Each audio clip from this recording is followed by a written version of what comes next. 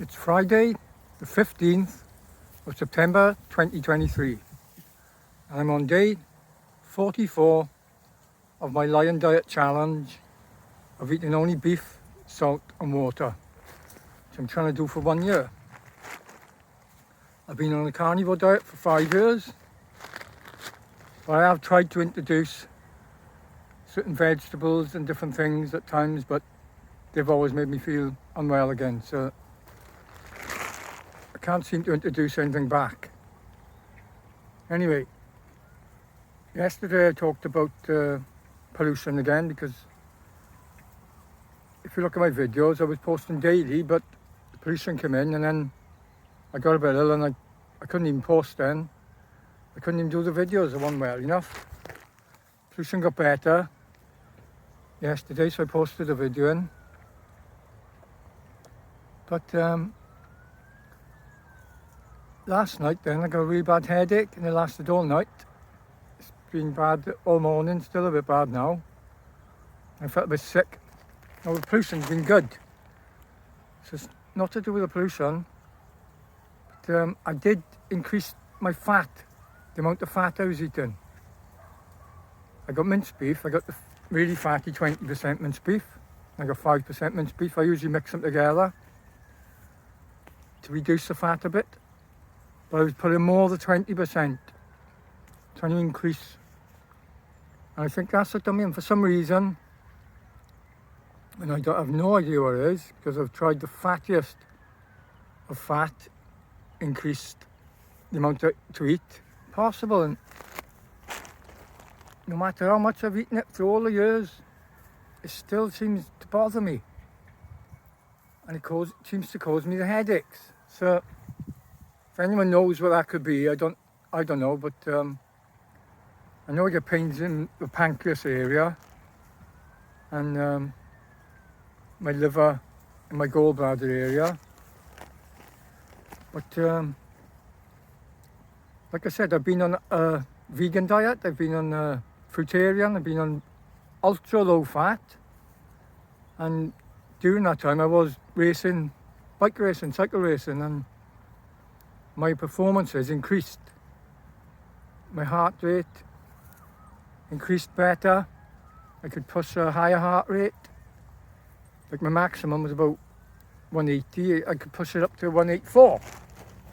This is only about 5 years ago, I'm 58 now. So my resting heart rate went really low, probably too low. My blood pressure went really low. But for a while, I also went low salt. For a while, I was feeling better. For fitness, I felt good on that diet. Just high carbs, lots of potatoes, but I was no meat. The fruitarian diet, that wrecked me when I tried that diet. I just persisted with it because all the things in the podcast I was looking at were saying how great it was, but no, that wrecked me, that did. Completely destroyed me. I think that was the killer. Too much dried fruit, I think it just destroyed something to my liver or something. But anyway, like I say, if I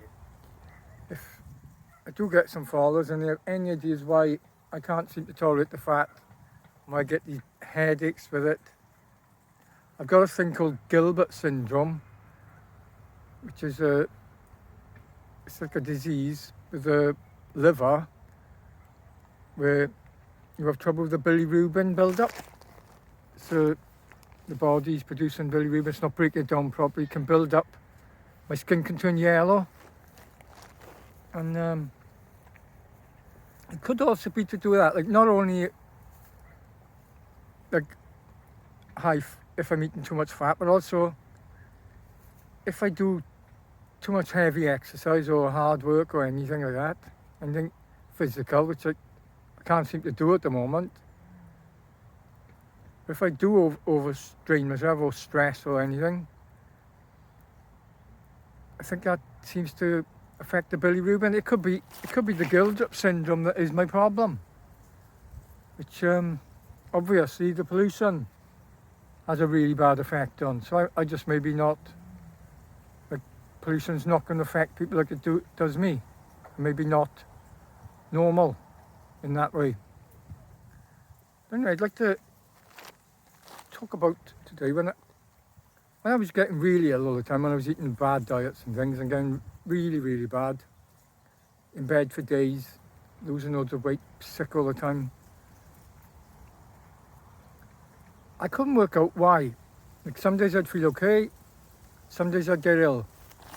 And it was my mission to find out what is making me ill. What can it be that is causing these illnesses? Why do I feel good some days and other days I feel so bad? And I was putting it down to all sorts of things. I had it down to the air pressure. At certain air pressures, you know, it was corresponding, I'd feel better. Then I got it down to humidity. Humidity levels at 50% seems best. High humidity, not so good. Below 50, I think low humidity wasn't so bad, but high humidity seemed to have a better effect on me. I never ever put it down to pollution. All the times I was getting ill, the thought never came to me. Because the steelworks is quite a way away. And I didn't think that could be affecting me. I knew whenever I'd gone close to it, like training cycling, it smelled bad and I'd feel ill. I got ill a few times training when I've been anywhere near close to it and probably in with the real bad pollution of it. But I thought where I lived was miles away, couldn't be coming this way. So anyway, this is what happened. I had a cat. For some reason the cat was, he'd be alright, he looked great. He seemed healthy enough, but he'd be laying, he'd be sleeping and he'd fall off onto the floor for no reason. And then he'd just be like shaking a bit on the floor. Like. And we couldn't work out what it was. The vets couldn't work it out. But, like he'd be walking along, seemed alright, and next thing he'd just poof, collapse and like have a little seizure. I don't know what it was. And he seemed alright, he'd recover and he'd be okay again. So for a while he was okay, and then he just became worse. And he was not just having a little seizure, but he was having trouble breathing. Really out the breath. So we got really worried about him and we took him to the vets. And they had to take him in. He wasn't eating very well then. So we took him in and put him in the incubator type thing so he could get his breath. And we came back then the next day. I think they had him a day or two and they got him stable. And they said that they'd done tests and it looks like he's got an enlarged heart. They give us tablets, but they said, in our opinion, it's best if we put him to sleep. And I thought, no, we gotta be able to get him better with diet or something. So I said, no, I'll give him a try with diet. And, we hope we can get him better that way, build him up a bit. So I took him back, I was feeding him great food. And his breathing was good and everything, he seemed alright. And this is what happened then. One day, I don't know how long we'd had him back, maybe a week, and he started getting out the breath again. And I couldn't understand it. What's wrong with him? No, he's getting out the breath now. So I took him outside for fresh air. So when I took him outside, you know, I thought, right, he's got the fresh air, now he should be feeling better. He seemed to get worse. And at that moment I thought, what's making his breathing bad? What's affecting his chest here? So I sniff in the air. I could smell the smell. Sulphur.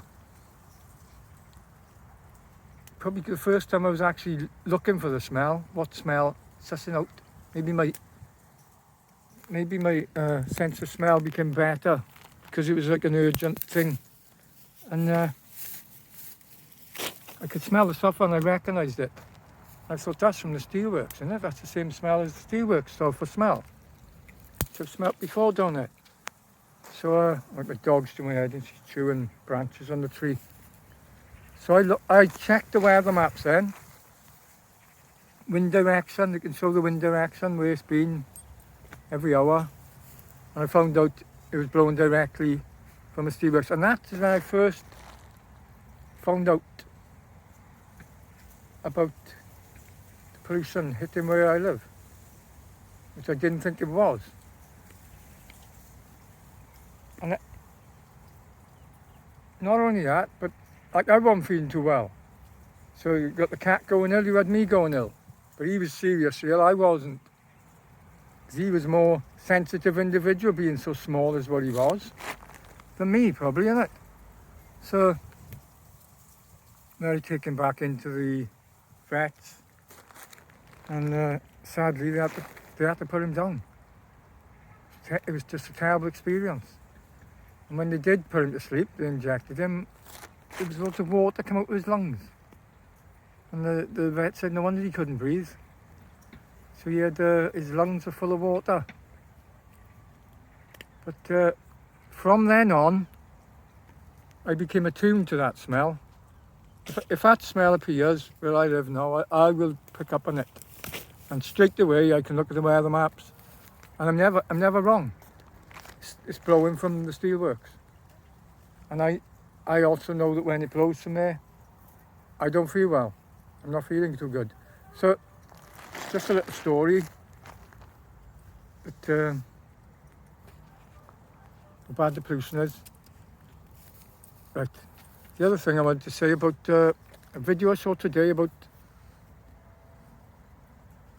being banned. Videos now being banned for promoting the ketogenic diet.